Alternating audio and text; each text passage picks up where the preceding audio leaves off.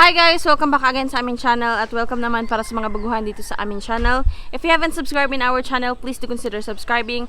Please do like this video, share to your friends, do comment down below para sa mga katanungan nyo.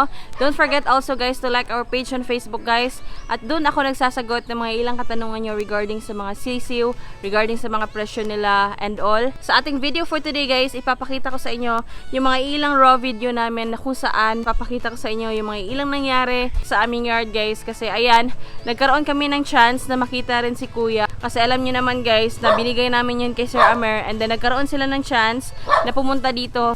Tinatawag namin siyang Kuya guys. Isa rin sa ipapakita ko sa inyo within this video guys is yung pag-compare namin kay Apollo sa kanyang tatay na si Magnifico. Last Saturday nakapunta sila Sir Jeds dito sa amin guys. Kaya ayun, napag-compare namin si Apollo tsaka yung tatay niya na si Magnifico. Thank you nga pala sir sa pag-visit sa amin. And anyway nga pala guys, si Sir Jeds ay meron siyang YouTube channel. Ililink ko na lang yan sa description box below. Do subscribe also kay Sir Jeds kasi guys, marami din kayong matututunan sa kanya guys. Kasi guys, nakafocus din siya sa pag-O-Shamo and also guys, ayan, nagsistart na rin si Sir Jeds na kanya pag-native.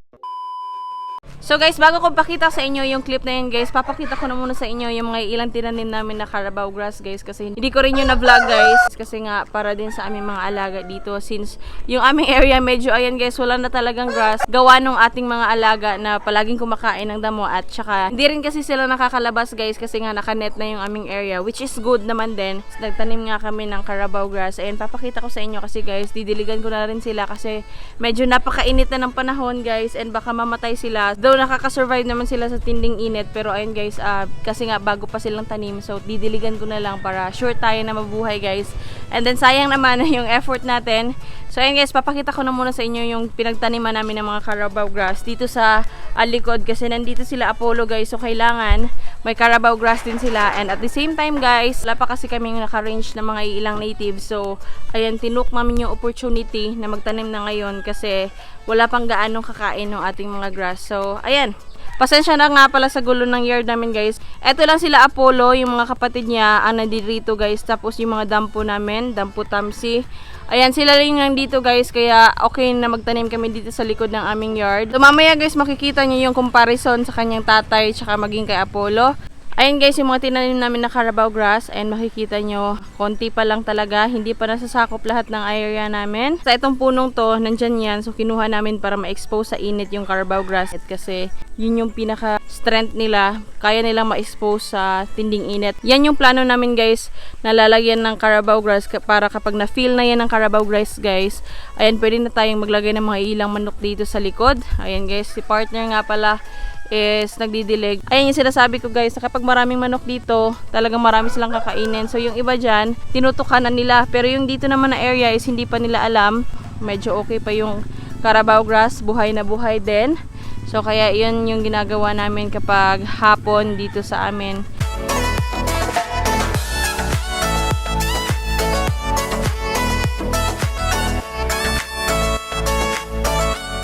So ayan guys, si partner na nagtuloy ng ating pagdidilig. Guys, ayan, nandiyan sa likod siya. Ay, napakarami guys. Can you imagine guys, kapag na-feel na talaga to ng Carabao grass, maging doon sa dati naming patuhan, napakaganda grass na talaga siya. At the same time guys, meron na rin makakain ng mga leafy yung ating mga alaga. Kasi guys, na magiging maganda yung meat nila. Kasi nga, naka-range sila guys. So hindi lang puro feeds yung nakakain nila. Guys, tapos na kami nagdilig. So guys, ayun, napakita ko na sa inyo yung Carabao grass namin guys. O plan pagtatanim ng Carabao grass. So ngayon naman guys, papakita ko sa inyo yung first breeding namin kay Zoro na si Kuya guys. Kasi nakapunta nga sila si Sir Amer dito. So ayan guys, please watch this video. Hi guys! Welcome back again sa aming channel. So, pina-abrupt lang to na video guys. Kasi ayan, dinala nila Sir Amer dito yung pangalawang pisa ni Zoro namin dito sa aming yard. So, kung matatandaan nyo, wala kaming any post about kay Zoro sa mga strain niya and all. Kinip na muna yung iba and at the same time yun ang nagka-problema kami sa aming mga breeding. Last year yun. So, ngayon guys, papakita ko sa inyo. Si Kuya siya guys. Tinatawag namin na Kuya tsaka Ate. So, ito yung isa sa nabigay namin kay Sir Amer. So, ito na siya ngayon guys. Malaki na masyado. Tiningnan ko kanina si Zoro tsaka yung kanyang anak. Mas malaki pala yung anak niya. So, ito guys. Ayan guys, ang anak ni Zoro. Napakalaki niya na po. Ito ay tinatawag namin kuya before. Hindi ko alam kung ano pinangalan nila sa ngayon. Pero ganyan yung itsura niya guys. Napakalaki po. Ayan po, napakalaki nung broadcast na to. So, nasa 6 to 7 months na to. Ayan yung kanyang itsura guys. Kung matatandaan nyo guys, yung dalawa ata na pinost ko, ilalagay ko na lang dyan sa screen. Yan yung itsura niya before. Dalawa sila kasi, si ate tsaka si kuya. Pero ito yung isa guys, ayan yung kanyang mga paa o yung kanyang legs. Ayan. So napakalaki po talaga ng broadcast na to. Ayan po. So ganyan din kung tumingin yung tatay niya sa camera natin. I'm glad na dinala nila sir. So ayan, meron din siyang parang white teeth sa kanyang gilid guys. Even po si Zoro, meron din siyang parang yan, white spots po sa kanyang pakpak.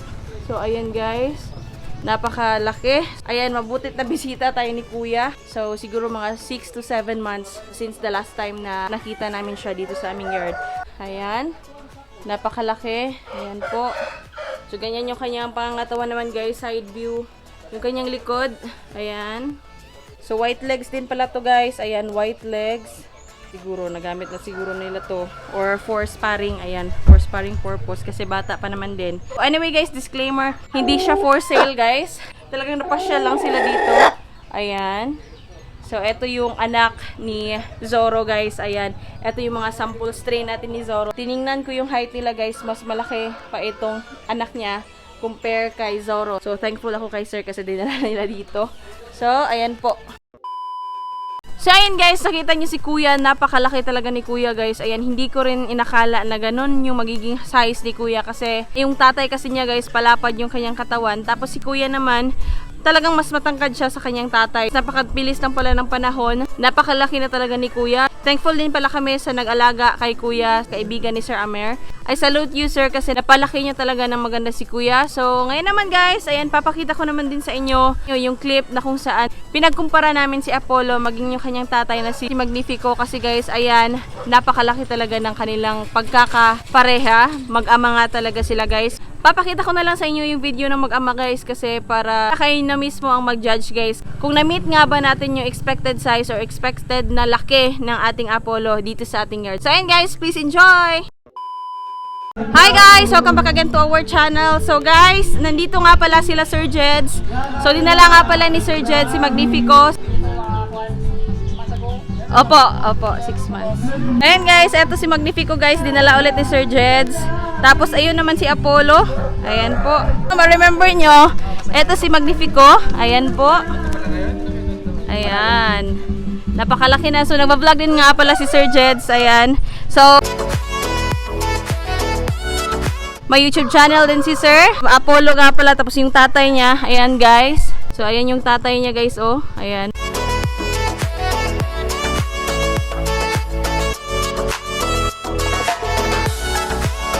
Si Sir Jeds nga pala, materials na talaga is quality guys. So napakalalaki ng mga breeding ni Sir James. Ayan po.